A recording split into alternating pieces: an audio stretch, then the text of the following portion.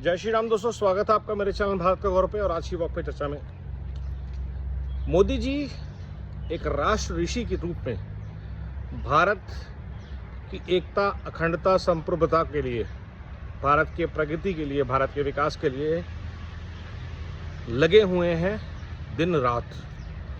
चाहे पंजाब में बाढ़ हो, चाहे मणिपुर हो,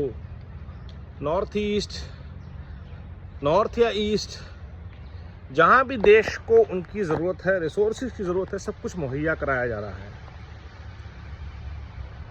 डिज़ास्टर रिलीफ और का जो एक इकोसिस्टम खड़ा किया गया है वो प्रोएक्टिवली काम करता है, क्योंकि जो डिज़ास्टर्स हैं वो आएंगे, हमारी रेडीनेस कितनी है।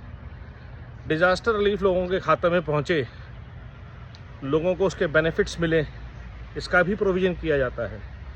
लेकिन जब कुछ राजनीतिक दल, कुछ राजनीतिज्ञ ओछी राजनीति पे उतर के आते हैं, मार दो, ख़त्म कर दो, नेपाल जैसे हालात कर दो, सड़कों पे उतराओ, तो बड़ा शोभ होता है देखकर कि वो लोग जिनकी 2, 4, 10, 15 लोग विचार सुनते हैं, वो क्यों लगातार भारत में नफ़रत की दुकान चलाते हैं। एक भारतीय को दूसरे भारतीय से लड़वाना चाहते हैं और उनकी एक ही इच्छा है कि किसी तरह से लोग सड़कों पे उतराएं। अगर फार्मर बिल पास हो गया होता, क्रॉप्स का इंश्योरेंस होता, आज पंजाब के हालात थोड़े बेहतर होते। अगर भाखड़ा नंगल व्यास को राजनीति का मुद्दा नहीं बनाया जाता तो आज शायद पंजाब का पानी जो त्रासदी है वो दूसरे राज्यों को बटा होता, सबने एक दूसरे के कष्ट बांट लिए होते। लेकिन नहीं, केजरीवाल जी को तो सुपर सीएम बन के पंजाब का उसको बर्बाद करना था। और क्यों करना था? सिर्फ इसलिए कि वो इल्ज़ाम मोदी जी पे लगा सके। सिमिलरली जो क्रिश्चियन इवेंजलिस्ट इकोसिस्टम है सोनिया गांधी जी द्वारा पोषित, उसको नॉर्थ ईस्ट जलाना था कुकी मैती के नाम पे। क्यों? ताकि मोदी जी को बदनाम कर सके, सरकार को बदनाम कर सके, एनजीओ से पैसा लेके। तो ये जो कुत्सित मानसिकता है भ्रष्ट लोगों की कि लोगों को आपस में लड़वाओ, देश में हमेशा नफरत, वैमनस्य, एक दूसरे के प्रति क्रोध की अग्नि को जलाते रहो ताकि देश मिलकर आगे ना बढ़ सके, काम ना कर सके। जो लोग रोजी रोटी कमाने के लिए निकल रहे हैं, जो काम करने के लिए निकल रही हैं, जो किसान हैं असली, क्या उनको इन चीज़ों से फ़ायदा होता है? नफ़रत की दुकान से? क्या आज अगर नेपाल जैसे हालात अगर जो करना चाहते हैं वो सफल हो जाएं तो इससे किसी का भला होगा भारत में? नेपाल ख़त्म हो गया अगले 10 साल तक, जैसे बांग्लादेश ख़त्म हुआ। जिसकी मजबूरी है वो वहाँ करेगा, व्यापार करेगा, because you can't trust now a country. ये बहुत बड़ी बात होती है।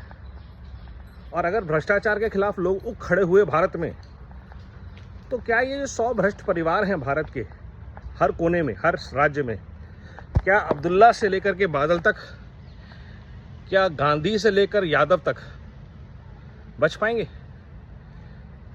क्या एक एक भ्रष्ट अफसर, ब्यूरोक्रेट, जज, जिनके घरों से करोड़ों रुपए निकलते हैं, इनके घरों को आग लगा दी जाएगी तो अच्छा होगा? उसका तरीका यह है कि इन सबको जेल डाला जाए।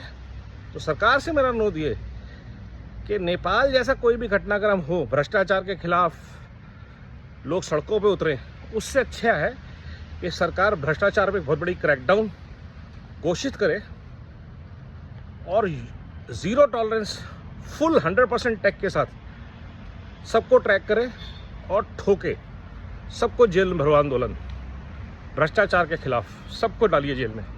और यही हमें करना है, यही भारत चाहता है और यही भारत का रिस्पॉन्स होना चाहिए, learning from Nepal and Bangladesh, if there are any learnings. क्योंकि इन गिद्धों को, इन भेड़ियों को अगर मौका मिलेगा तो ये देश को जलाने का, तोड़ने का, बांटने का कोई भी मौका नहीं छोड़ेंगे।